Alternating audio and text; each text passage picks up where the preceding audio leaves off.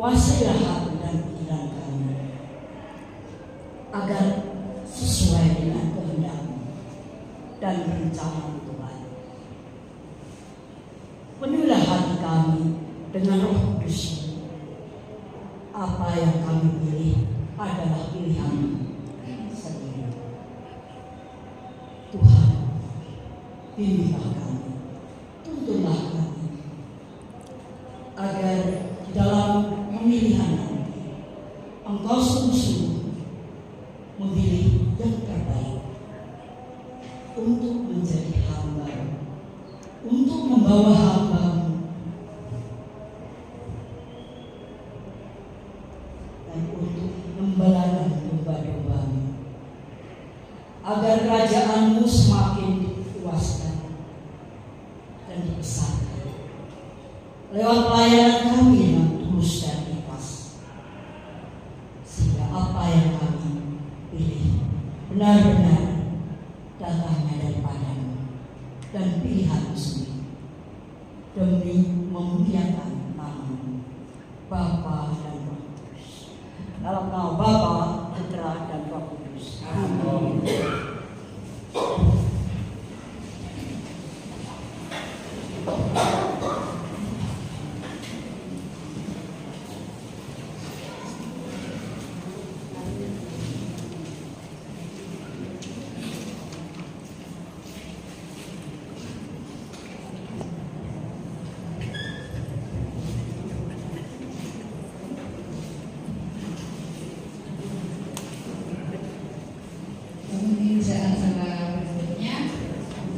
Motivasi yang akan disampaikan oleh Romo Agus Santoso.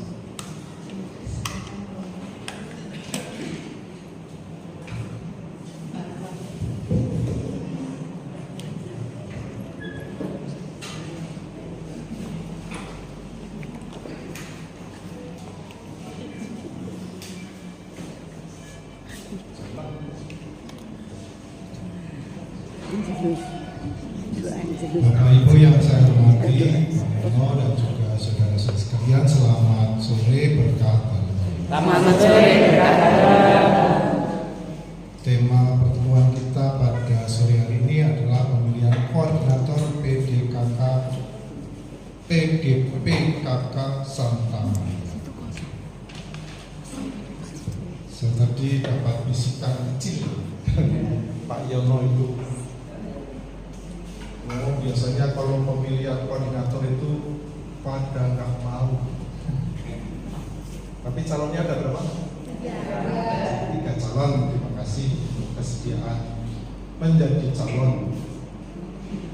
Dari Pak Yono tadi kemudian saya cek di kitab suci digital itu mengenai bagaimana kisah kitab suci itu menceritakan ternyata yang pada umumnya itu orang itu menolak panggilan Tuhan pada umumnya. Saya cek tadi Yeremia itu dipanggil Tuhan dan dia punya alasan, jangan aku Tuhan, aku masih muda. Kita juga punya alasan masing-masing ya Pak. Punya alasan masing-masing. Aku masih sibuk, aku begini, begitu, dan seterusnya. Bahkan ketika sudah setengah jalan itu Yeremia juga masih punya alasan, jangan aku Tuhan, aku orang yang tidak pandai bicara. Jadi alasannya bisa banyak. Kalau saya mengingat mengenai hidup saya juga sepertinya saya juga punya alasan banyak itu untuk menghindar dari panggilan Tuhan, katakanlah begitu. Ketika saya masih muda juga, jangan aku Tuhan, aku masih muda, aku mau pacaran dulu, mau menikmati dunia dulu. Sampai pada suatu waktu ketika saya usia 29 tahun itu, sebetulnya saya tidak serius amat karena saya hanya ingin memastikan sebelum 30 saya harus punya kepastian itu hidup saya itu bagaimana, apakah menikah atau kemudian jadi Yesus waktu itu begitu, dan kemudian saya mengatakan itu, ini aku Tuhan, panggil aku. Dan ternyata hanya dengan kesediaan itu kemudian pintu jalan itu dibukakan. Itu juga dalam konteks kitab suci tadi saya cek itu, tokoh yang mengatakan ini aku Tuhan, panggillah aku, itu Yesaya. Dan kemudian Tuhan memanggil Yesaya, nabi yang dalam konteks perjanjian lama punya tulisan yang banyak, panjang lebar itu tentang bagaimana kesaksian akan Allah. Nah, hidup kita penting untuk menyadari siapakah kita ini. Kita ini dari Rabu Abu kemarin kita disadarkan siapakah aku ini. Kita ini siapa? Rabu Abu kemarin yang kita tangkap, kita ini siapa? Kita itu hanya debu kecil. Hanya debulah aku di alas kakimu Tuhan. Hanya debu kecil di alas kaki Tuhan. Kalau Tuhan pakai sepatu ya kurang lebih ini hanya debu yang tidak kelihatan ini. Jadi ini menyadarkan tentang siapa aku ini, yang begitu kecil tiada berharga di mata Tuhan. Tetapi apa yang diperbuat oleh Tuhan, Dia mencintai kita dengan cinta yang agung, cinta yang tak terbatas. Ketika Tuhan melihat dunia setelah kisah Adam dan Hawa, kan kemudian melihat segala usaha Tuhan itu dengan segala kejatuhan. Setelah Adam dan Hawa saja itu Kain Abel sudah berkelahi, kemudian Abel dibunuh, yang anak baik itu dibunuh, tinggallah anak jahat itu si Kain, punya anak. Kemudian dalam generasi yang pendek sudah berdosa, itu generasi yang tidak jauh itu Nuh disucikan, generasi jahat lagi dalam peristiwa menara Babel dan seterusnya. Dan Tuhan menyimpulkan, mengambil kesimpulan yang benar itu, manusia tidak ada yang selamat kalau kita, kata kita itu kan juga menjadi kata kunci yang seringkali dipakai Tuhan dalam situasi khusus. Ketika Allah mau menciptakan manusia, itu marilah kita. Itu Allah bicara dengan siapa itu? Apakah dengan malaikat? Tidak. Allah Bapa bicara dengan Allah Putra. Marilah kita menciptakan manusia secitra dengan kita. Tetapi yang diciptakan dari itu ternyata jatuh dalam dosa. Dan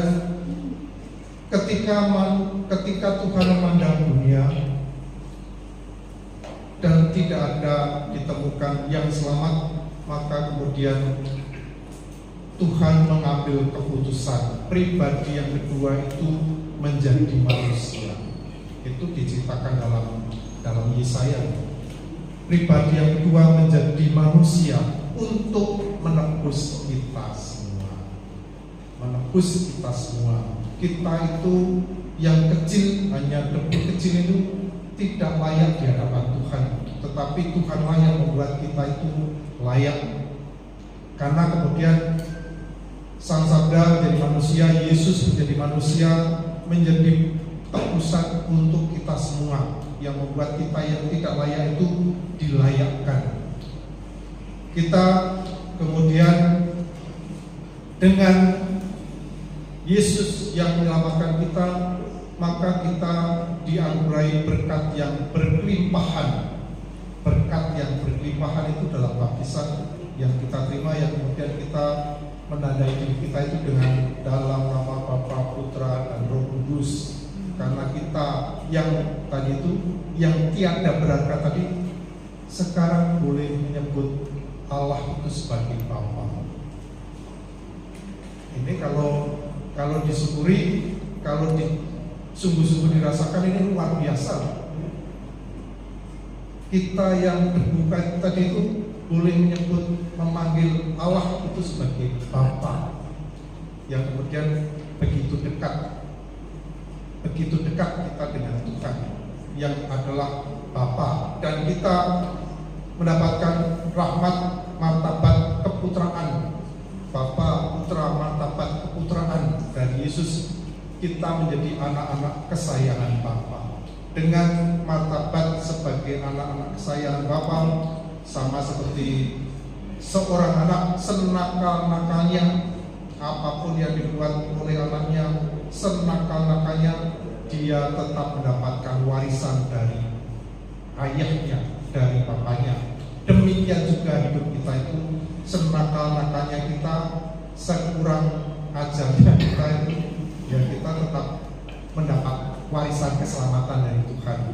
Kan kadang-kadang saya menemukan juga itu yang orang itu dengan segala kekurangan ajarannya itu kadang-kadang ya sampai di level yang menurut saya itu sampai keterlaluan itu lah. Saya kadang-kadang menemukan dalam ruang konsultasi, ruang pengakuan dosa, itu kan menjadi ruang untold story, ruang yang tidak terceritakan, tetapi itu menjadi suatu yang menguak tentang kelemahan manusia pada umumnya. Tadi itu dicintai Tuhan, tetapi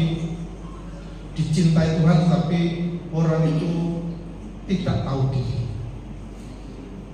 Kita mendapat martabat sebagai putra, dan sang putra itu dalam hidup kita, dia sebagai Immanuel, Tuhan yang bersama kita, dia yang bersama kita. Tapi kan dalam lagu-lagu tadi itu kita diajar untuk menyadari Tuhan yang senantiasa bersama dengan kita. Beda dengan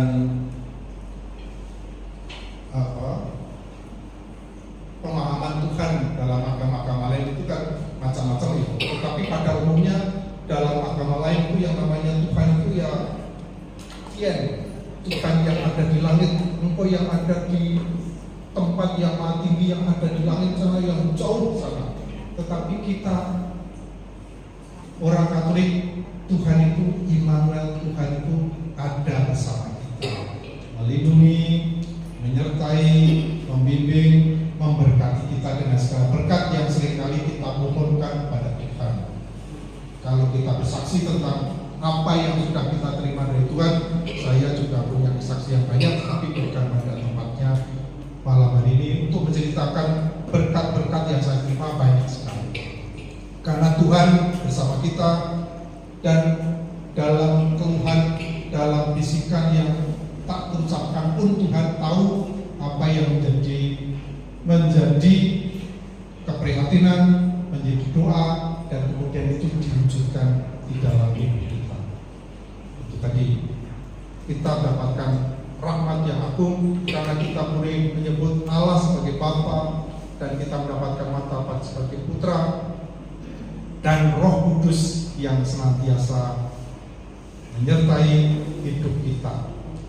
Itu menjadi kekuatan hidup kita yang menjamin kita semua menjadi orang-orang yang diselamatkan. Maka kalau kita tahu itu, kita mengerti itu, semestinya kita tidak hanya menjadi orang yang biasa-biasa saja. Semestinya begitu.